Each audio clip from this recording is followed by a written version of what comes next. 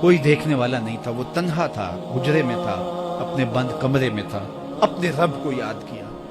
اللہ کی یاد کرتے کرتے اس کی آنکھوں سے آنسو ٹپکنے لگے، اس کی آنکھیں آنسوؤں کا خراج دینے لگی۔ تو میرے اور آپ کے آقا و مولا نے فرمایا کہ یہ آنسو اتنے قیمتی ہیں، ان آنسوؤں کے بدلے میں قیامت کے دن اسے عرش الہی کا سایہ نصیب ہوگا، عرش الہی کا سایہ اسے نصیب ہوگا ان آنسوؤں کے بدلے میں۔ رومی علیہ رحمہ فرماتے ہیں جہاں پانی گرتا ہے وہاں سبزہ اگتا ہے، جہاں آنسو گرتے ہیں وہاں رحمت اترتی ہے۔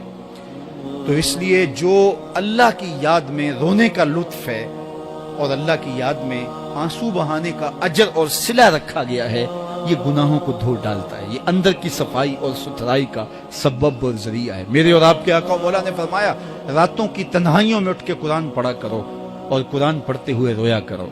پھر فرمایا فَإِلَّمْ تَبْكُوا فَتَبَاكُوا، اگر رونا نہ آئے تو رونے کی کوشش کیا کرو۔ حضرت داتا گنج بخش علی حجویری سے ایک مرید نے کہا حضرت اگر رونے کی کوشش کریں پھر بھی رونا نہ آئے، فرمایا پھر اپنے مقدر پہ رویا کرو۔ تم اتنے سنگ دل ہو گئے ہو کہ تمہاری آنکھیں آنسوں کا خراج نہیں دیتی۔ جو رونا نہیں جانتا وہ اللہ کی رحمتوں کو اور اللہ کی کرم نوازیوں کو کیسے سمیٹ پائے گا؟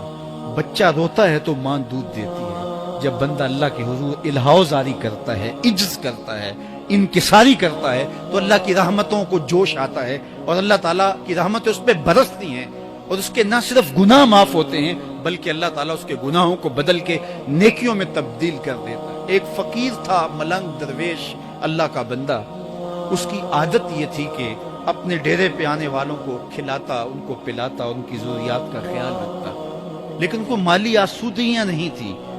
ہوتا یہ تھا کہ بعض اوقات لوگ آتے تو ادھار لے کر کے وہ لوگوں کو کھلا دیتا۔ خیر چونکہ فقیر کا مزاج یہ ہوتا ہے کہ لوگ آئیں اس کے ڈیرے سے کھائیں۔ بابا بلے شاہ نے بھی کہا تھا نا، اٹ کھڑک کے دکڑ بجے تتا ہووے چلا، آن فقیر کھا کھا جاون راضی ہووے بلا۔ یہ فقیروں کا مزاج ہے، تو جو بھی آتا اس کے ڈیرے سے کھاتا اور وہ ادھار اٹھا اٹھا کے لوگوں کی ضروریات کو پورا کرتے رہتے۔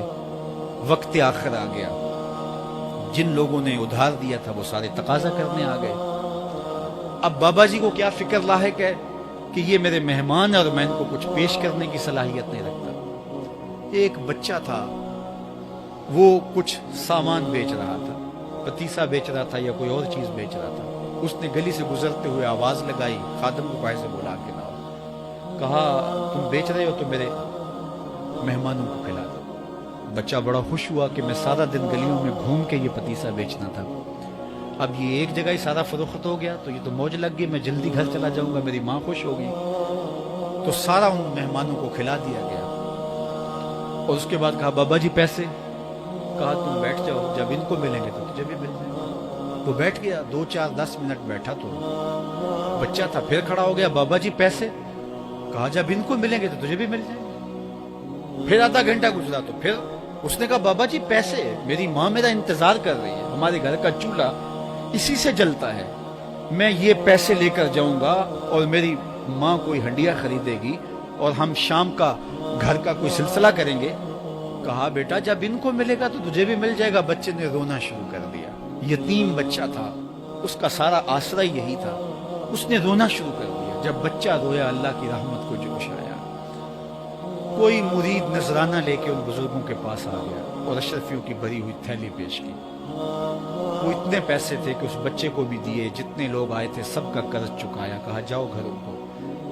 تو سب نے کہا بابا جی ہم صبح سے بیٹھے ہوئے تھے تو یہ نذرانہ دینے والا صبح سے نہیں آیا، تو اب کیسے آ گیا؟